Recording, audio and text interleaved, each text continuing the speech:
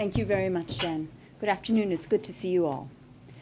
Over the last decade, Russia has used cyber as a major part of its military activity beyond its borders, including to undermine, coerce, and destabilize Ukraine. For that reason, and at the President's direction, we've been working to prepare for potential cyber attacks since November. We've been focused on doing so in 3 ways. First, we've continued our urgent work to shore up our cyber defenses at home. Second, we've boosted our efforts, providing support to Ukraine. And third, we've worked closely with partners and allies to defend against and disrupt malicious cyber activity. I'll expand on each of these 3 areas. First, we're shoring up our defenses at home. While there are currently no specific or credible cyber threats to the homeland, the U.S. government has been preparing for potential geopolitical contingencies since before Thanksgiving. The White House has coordinated extensive outreach by agencies with the private sector, specifically private sector owners and operators of critical infrastructure. In that outreach, departments and agencies have gone to unprecedented and extraordinary lengths to share sensitive information, and most importantly, to outline specific steps companies can take to make their systems more secure. As one example of those specific steps, the Department of Energy shared technical indicators of techniques used by Russian cyber actors to conduct cyber attacks against Ukrainian electricity systems during prior crises in Ukraine. We're also using the authorities we have to require companies to put in place the cyber defenses needed. For example, TSA issued directives that require oil and gas pipelines to report cyber incidents, conduct vulnerability assessments, and exercise their incident response plans. TSA is now working to expand that to both the aviation and railroad sectors. As many of you know, the government doesn't own or operate critical infrastructure that provides critical services to our citizens. For example, our water and power systems. I cannot stress this enough. We urge our private sector partners to exercise incident response plans and put in place the cybersecurity defenses like encryption and multi-factor authentication that make cyber attacks harder for even sophisticated cyber actors. Second, we continue to support Ukraine as it works to shore up its cyber defenses. The U.S. government believes that Russian cyber actors likely have targeted the Ukrainian government, including military and critical infrastructure networks, to collect intelligence and pre-position to conduct disruptive cyber activities. These disruptive cyber operations could be leveraged if Russia takes further military action against Ukraine. We've seen troubling signs of malicious cyber activity this month.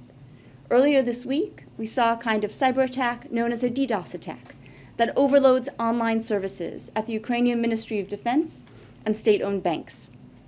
There were also text messages sent to bank customers telling them that ATM services were unavailable.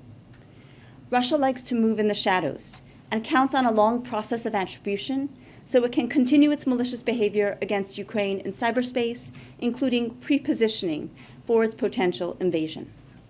In light of that, we're moving quickly to attribute the DDoS attacks. We believe that the Russian government is responsible for wide-scale cyber attacks on Ukrainian banks this week. We have technical information that links the Russian Main Intelligence Directorate, or GRU, as known GRU infrastructure was seen transmitting high volumes of communication to Ukraine-based IP addresses and domains. We've shared the underlying intelligence with Ukraine and with our European partners. While of limited impact, this recent spate of cyber attacks in Ukraine are consistent with what a Russian effort could look like in laying the groundwork for more disruptive cyber attacks accompanying a potential further invasion of Ukraine's sovereign territory. We've been preparing for this possibility. Since November, we further intensified our support to the government of Ukraine, specifically to network defenders, working to help them respond to and recover from cyber incidents, as well as strengthen the resilience of cyber-critical infrastructure. Finally, we're cooperating with allies and partners to disrupt and respond to malicious cyber activity. That includes work to share intelligence regarding malicious cyber techniques and ensure the global community is ready to rapidly call out malicious cyber activity as appropriate. Members of the administration have met with leaders across the region to discuss cyber resilience, deterrence of cyber attacks, and to ensure we're prepared to address any cyber contingencies. We've met with our Polish and Baltic counterparts, our NATO allies, and our European partners, including France and Germany. The global community must be prepared to shine a light on malicious cyber activity and hold actors accountable for any and all disruptive or destructive cyber activity. And as the President said earlier this week, if Russia attacks the United States or our allies through asymmetric activities like disruptive cyber attacks against our companies or critical infrastructure, we are prepared to respond. Thank you.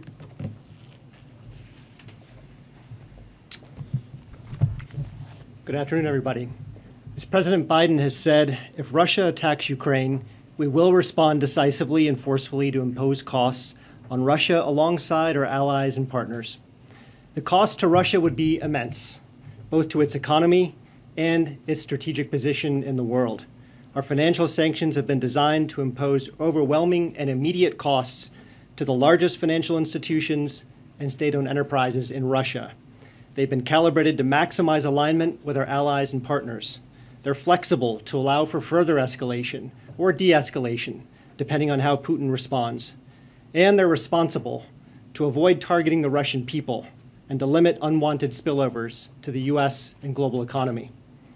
We're also prepared to impose powerful export controls as part of our response package. Both financial sanctions and export controls deny something to Russia that it needs and can't get from anywhere other than the United States or our allies and partners.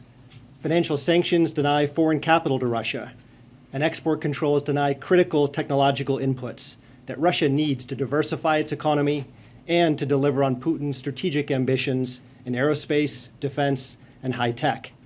Working in tandem, financial sanctions and export controls are embedded in a broader strategy that would undercut Putin's aspirations to project power and exert influence on the world stage. If Russia invades Ukraine, it will become a pariah to the international community. It will become isolated from global financial markets, and it would be deprived of the most sophisticated technological inputs.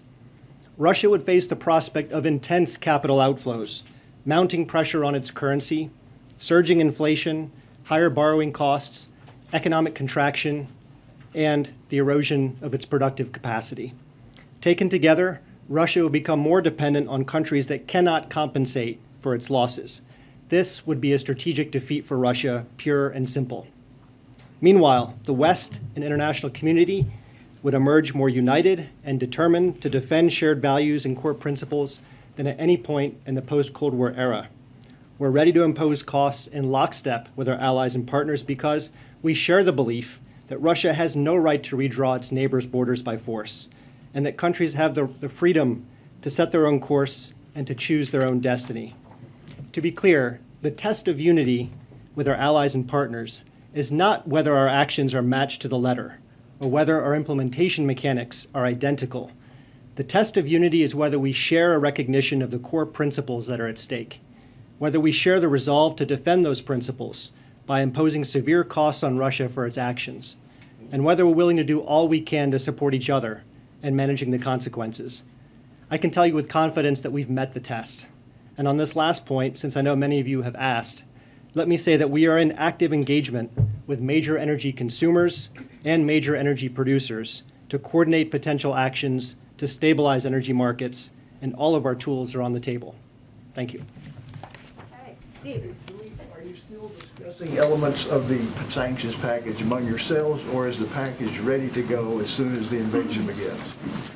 You know, I would say at this point we are converging on the final package. And anybody who's worked on sanctions in the EU or the US or any of our other allies and partners would say that the unity and coordination that we've seen in the past few months is unlike anything we've experienced. And that's the reason I say that the West is likely to emerge more unified and determined coming out of this episode than at any point in the post-Cold War era. Could you talk a little bit about the export control measures? How would they impact Russian electronics? Yeah, so the reality is that the West and open societies This is where innovation and entrepreneurship flourish. We produce the most sophisticated technological inputs across a range of foundational technologies: AI, quantum, biotech, hypersonic flight, robotics. As we and our partners move in lockstep to deny these critical technology inputs to Russia's economy, Putin's desire to diversify outside of oil and gas, which is 2/3 of his export revenue, half of his budget revenues, that will be denied. He's spoken many times about his desire for an aerospace sector, a defense sector, an IT sector. Without these critical technology inputs, there is no path to realizing those ambitions. Thank you so much. And this is a follow-up for you, if I can. It sounds like, and just to put a fine point on this, you have assessed now that Russia was behind the cyber attacks against the Defense Ministry and the banks in Ukraine.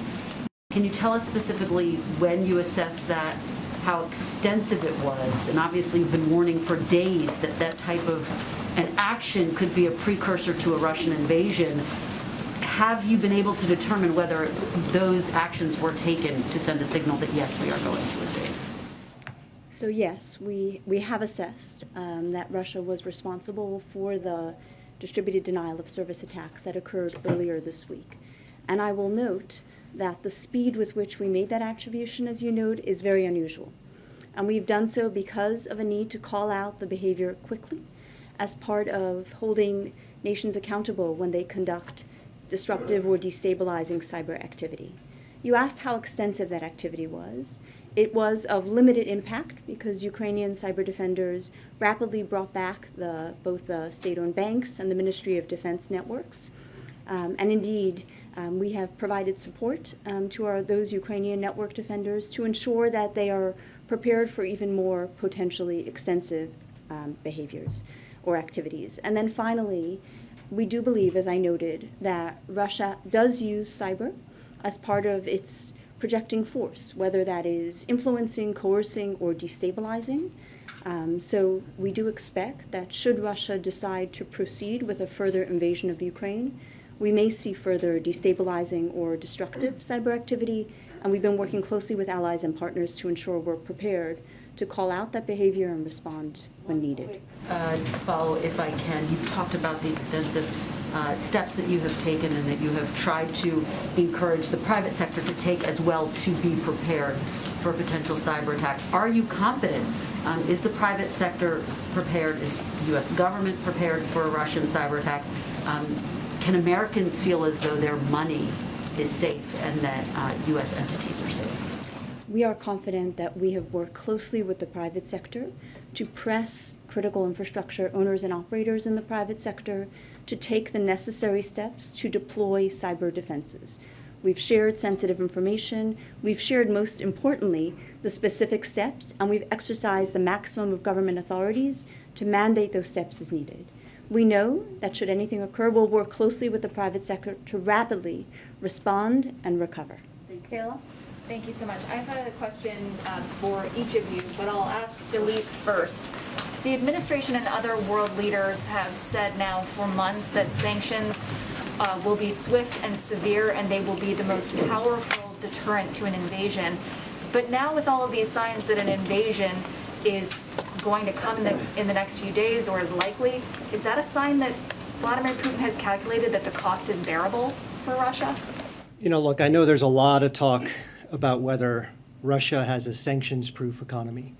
And there really is no such thing as a sanctions-proof economy. If you think about the term sanctions-proof, it means that a country is deciding to deintegrate from the global financial system.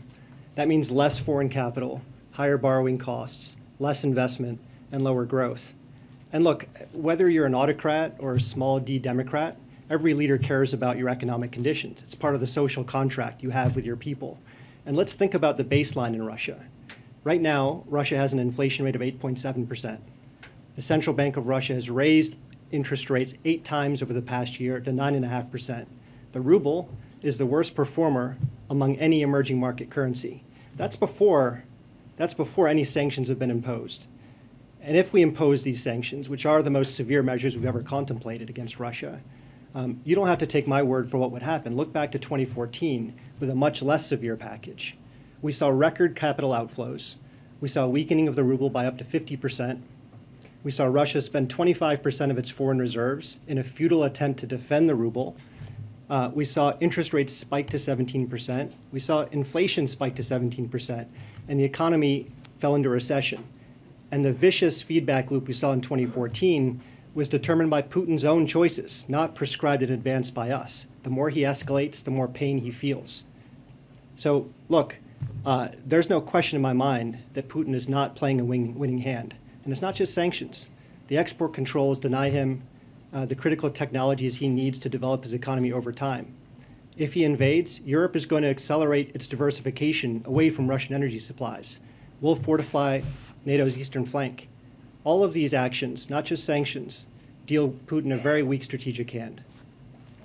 And you said that if Russia targets companies or institutions here, and I'm wondering what intelligence the U.S. has that it can share about how that may figure into Russia's campaign.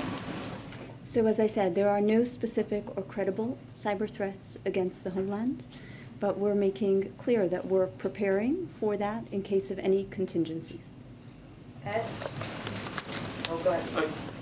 Yeah, but on that note, what's your level of concern that there could be an online or cyber attack against, say, the banking system in the U.S. should Russia decide to invade? As we know, as a society, we're a very connected and digitized society. And that, as a society, we don't have the level of cyber resilience that we wish to. Since the beginning of the administration, President Biden has made both domestic and physical resilience a priority, and we've urgently taken significant steps, whether there are new authorities, the president's executive order, working closely with the private sector in unprecedented ways. Those serve as a foundation for a far stronger domestic cyber resilience we have today than at the beginning of the administration. But on the other hand, one should always prepare for any contingencies, and we've been doing so, sharing sensitive information, encouraging private sector owners and operators to do the work they need to do, to lock their digital doors, and essentially do the equivalent of putting on an alarm so one can rapidly identify if there is an intruder and quickly contain and respond. Have you already seen that probing from Russia? We consistently see probing activity. I think the Department of Defense talks about the millions of probes it receives consistently from criminal and nation-state attackers. We see that regularly. The key is to have the resilience to be able to detect and rapidly recover from any destructive or destabilizing activity. Bill? Usually those sanctions affect the ordinary people. We've seen them in Africa and the other countries. Are you concerned that the sanctions that you may impose on Russia may end up affecting ordinary people and not Putin himself? Yeah, I mentioned some of we have a set of guiding principles that drive our design of sanctions. They need to be strong enough to demonstrate our resolve. We calibrate them to maximize the chance of coordinating with allies and partners. They're also responsible. We target them carefully to avoid even the appearance of targeting the average Russian civilian. And where you'll see these sanctions applied is on the commanding heights of the Russian economy and the Russian state. That's where they're designed. And so where you see most of the force of sanctions back in 2014 and where you'll see them again now is through the financial sector and in areas where Putin needs critical technologies to develop an industrial base. That's where these measures are concentrated. And it's meant to be responsible, not to have contagion to the average Russian civilian. Phil? You just returned from West Africa, you were in DRC, and we see in Africa, we have coups in Africa, people coups and attempted coups. Is there anything the U.S. can do, maybe relocating African from Germany to Africa? Well, our efforts in Africa and across the developing world are to give countries a better choice than they've been receiving. So we're on the road offering infrastructure finance that expresses our values, so finance that is transparent, that's inclusive, that's sustainable, infrastructure financing that has high labor standards, high environmental standards, and infrastructure finance that mobilizes our private sector, which is our key competitive advantage. For too long, countries have not had a choice. They've had an opaque, coercive, and extractive model of infrastructure finance, and that's why we're out to compete, because we think we have a better product. Can you say Why the launch has been delayed, If we Daleep? can just try to, because we're going to get to as many people as possible, and that's what we're trying to do here. Okay, go ahead, Phil. One for each of you, if you don't mind. And you alluded to this, but the U.S. has assessed that the Russians likely have a foothold into critical Ukrainian infrastructure on the cyberspace right now. is it the expectation or is it a likelihood that they will once again try and shut down Ukrainian power? And if so, is that considered a red line for the U.S. in terms of a cyber operation response? So Russia has used offensive cyber activity to coerce and disrupt critical infrastructure in Ukraine during a prior crisis. So we would expect, based on prior activity, that should Russia decide to proceed with an invasion of Ukraine, and I want to be clear that our priority, as the President has noted, is really exercising every diplomatic option possible to avoid that. We are prepared for and have been working with Ukrainians and our European allies and partners to help the Ukrainians prepare for potential destructive or destabilizing activity. Would that be a red line for the U.S. in terms of a cyber response? I think, as the President has made clear, disruptive or destructive attacks against the U.S. or allies is of significant concern. It's outside the boundaries of international norms, particularly attacks against critical infrastructure. Guys, if you could, we're gonna get to as many as possible. It doesn't help to scream over each other. Real quick, and I think you alluded to this at the end of your opening statement, but we just heard from the Prime Minister of Italy, Mario Draghi, say that sanctions should be focused on a limited number of sectors without including energy. Do you view that as a one-off? How do you address the fact that the different countries, particularly in Europe, have different equities here to try and actually stay unified, as you say, the West is right now? Look, I'll speak to the energy question. First of all, our measures are not designed to reduce or impair Russia's ability to supply energy to the world.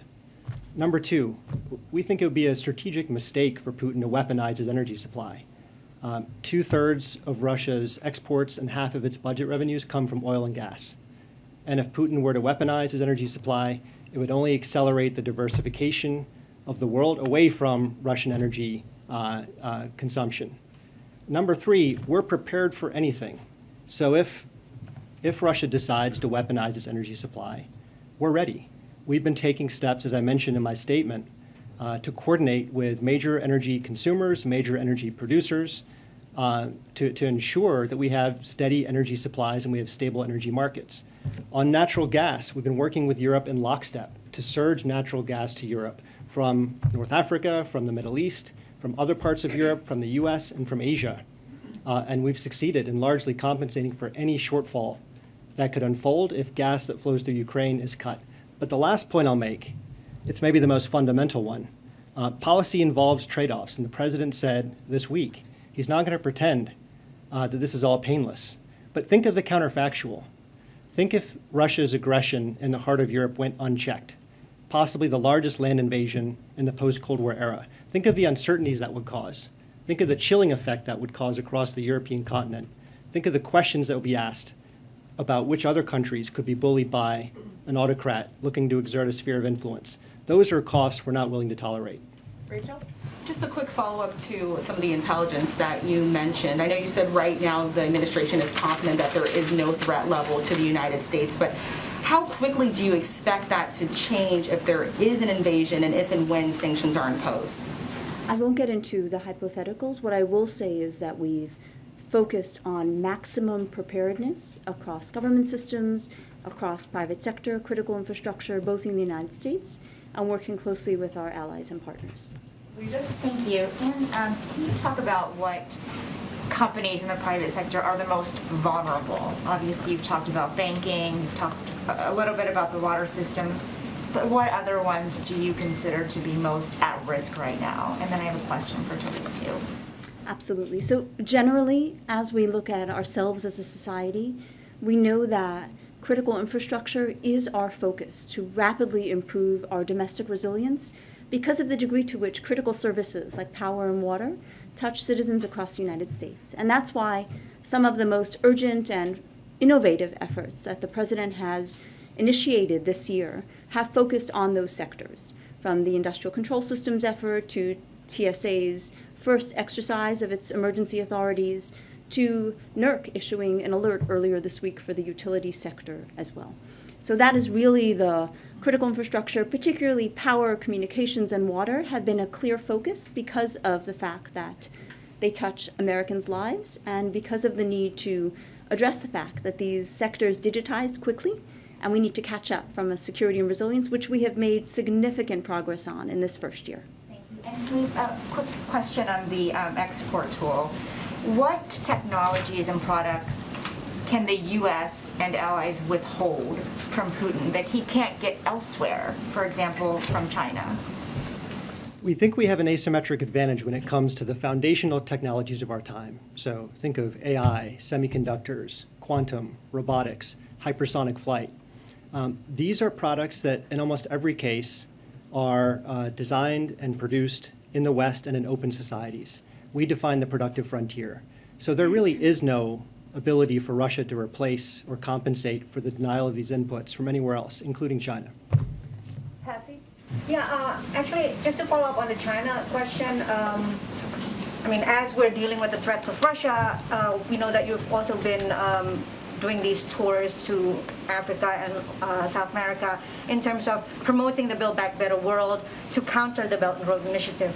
Can you share a little bit the level of interest to this program from the countries that you visited, and why has there been a holdup? Because the promise was that it will be launched early this year. Yeah, I'll say there's been enormous enthusiasm in every country we visited: Ecuador, Colombia, Panama, Ghana, Senegal, the DRC, parts of the Middle East, Indonesia, Thailand, and other parts of the world. And the reason there's so much enthusiasm is that countries do want a choice. For a long time, China has been the only game in town for many of these countries. And in many cases, they have buyer's regret. The loans that have been made to these countries have often been very opaque. They have non-disclosure agreements. They have termination clauses. They have confiscatory collateral arrangements. They're extractive in many cases. In the DRC, for example, this is a country that's rich in minerals, over $20 trillion in critical minerals, but they've not seen the schools, the roads, the hospitals, the bridges they were promised.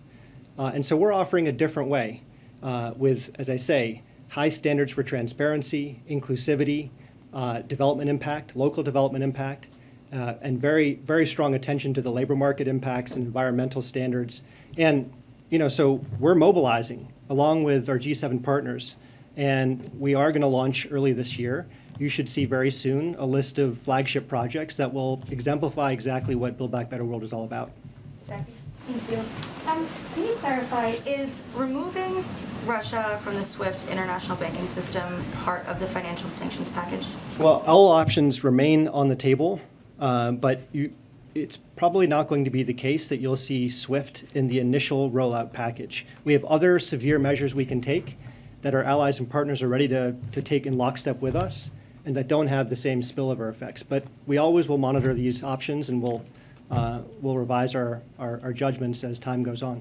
I thought you guys had said you were going to start at the maximum, that it wouldn't be like a ramping up of sanctions. I can assure you the measures that we have prepared, the severity of those measures, and the institutions that we would impose them upon, and the immediacy of those sanctions are among the most severe financial sanctions that have ever been contemplated. Josh, do we have the last one? On the sanctions, if they're as severe as you say, how do you protect against the risk that Russia's economy becomes stitched even tighter with China or others who might be able to avoid what the U.S. is doing? So you can look at this question from both perspectives. From Russia's perspective, if it wants to sequester itself from Western economies, Western technology, and Western capital markets, and try to substitute China for all that we provide, that's a very bad miscalculation. The G7 alone represents more than 50% of the global economy. China's 15%. If you look at the dollar, the euro, the British pound, and the yen, these are the dominant reserve currencies of the world. It's how the world makes payments, it's how it saves money, it's how the world borrows money. The renminbi share on these metrics is in the low single digits. And if you think about the foundational technologies of our time, they are, in almost all cases, designed or produced by the West and open societies where innovation and entrepreneurship flourish. So there is, I don't think, any question that China could not be a substitute for all the West provides. Now, for China's part, if it decides to give tacit or explicit accommodation to the invasion of a sovereign nation in the heart of Europe, that would be a very bad signal for its vision of the world. The reputational effects it would have in Europe would be profound. The signals it would send all across the world about its willingness to accommodate coercion and force and aggression would have very long-lasting effects. And let's be real. The Russian economy is 1/10 the size of the EU, 1/15 the size of the US economy. So China may want Russia as its junior partner for cheap gas or cheap oil, but let's not pretend it's anything else. Thank you both so much, appreciate it. I think we have to wrap it up because they have to head back and do some work. Thank you both so much for joining us. Thank you. Thank you. Thank you. Thanks so much.